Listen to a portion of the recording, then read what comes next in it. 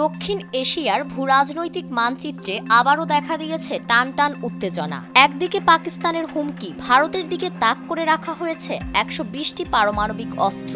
অন্যদিকে ভারতের নীরব অথচ ভয়াবহ কৌশল, সিন্ধুর পানি বন্ধ করে পাকিস্তানকে মরুভূমি বানানোর পরিকল্পনা। দুই দেশের এমন পারস্পরিক হুমকির মাঝে এখন সবার চোখ আরেক পরাশক্তি চীনের দিকে। বন্ধু পাকিস্তানের জন্য চীন কি করবে?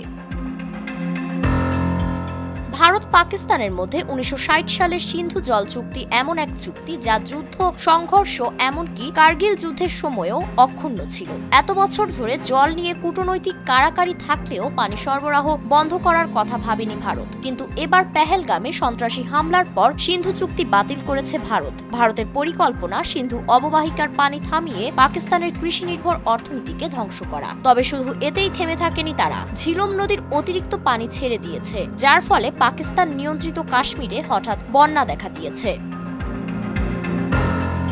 এই ঘটনায় পাকিস্তান সরাসরি ভারতের বিরুদ্ধে পানিযুদ্ধের অভিযোগ তুলেছে। কাতার ভিত্তিক সংবাদ মাধ্যম আল জাজিরার তথ্য অনুযায়ী মুজাফফরবাদের জেলা প্রশাসন জানিয়েছে, ঝিলম নদীতে স্বাভাবিকের তুলনায় বেশি পানি ছেড়েছে ভারত, আর তাতেই দেখা দিয়েছে মাঝারি মাত্রার বন্যা। নয়াদিল্লির এই সিদ্ধান্তকেই অনেকেই দেখছেন এক ভয়ানক মোড় হিসেবে। বিশ্লেষকদের মতে ভারত চুক্তি ভেঙে মারাত্মক ভুল করেছে, আর এই ভুলের খেসারত দিতে হতে পারে খুব শীঘ্রই।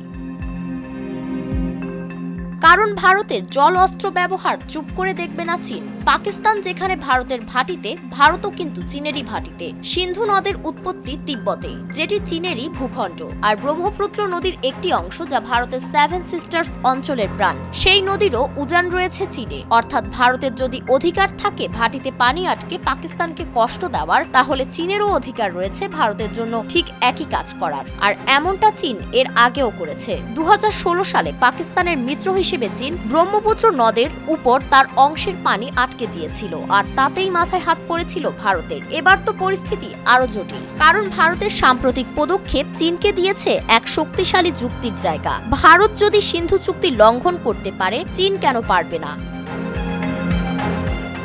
তাই ভারতের হুমকিকে সামনে রেখে পাকিস্তানও নতুন করে চীনের সঙ্গে কাশ্মীর অঞ্চলে বাঁধ নির্মাণের পরিকল্পনা জোরদার করেছে। ইতোমধ্যেই একাধিক মেগা প্রজেক্টে কাজ করছে পাকিস্তান, চীন। ভারত সিন্ধু চুক্তির ধারাবাহিকতা না রাখলে সেই বাঁধ নির্মাণ আরো দ্রুত ও ব্যাপক আকারে বাস্তবায়িত হতে পারে। তাই আজ প্রশ্ন উঠছে, জলই যদি হয় অস্ত্র, তবে সেই অস্ত্র কে কতটা দক্ষতায় চালাতে পারে? জল নিয়ে এই লড়াইয়ে কে জিতবে? ভারত কি পাকিস্তানকে পানি দিয়ে চাপে ফেলতে পারবে, নাকি চীন সেই জলেই ডুবিয়ে দেবে ভারতকে?